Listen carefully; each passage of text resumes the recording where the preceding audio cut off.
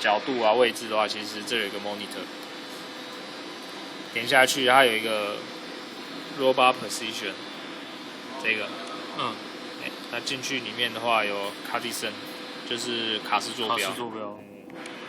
那你也可以看这个啦，看这个是以看就是6个轴的旋转的度数为主，然后这 Cartesian 就是看 XYZ， 然后它就会开在旁边。这样看到，比如说我现在用手动操作好了，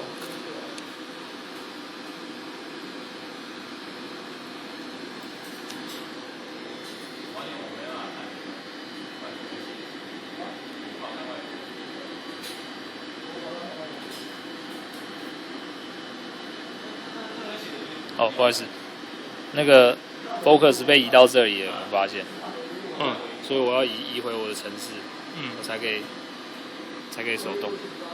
可是你可以看这边的数值就会动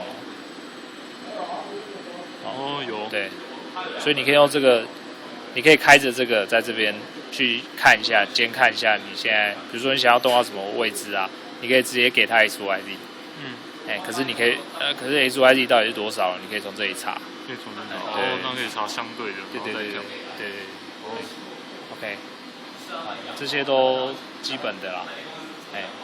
那要再学更多方向啊什么的，对不对？好，先这样咯。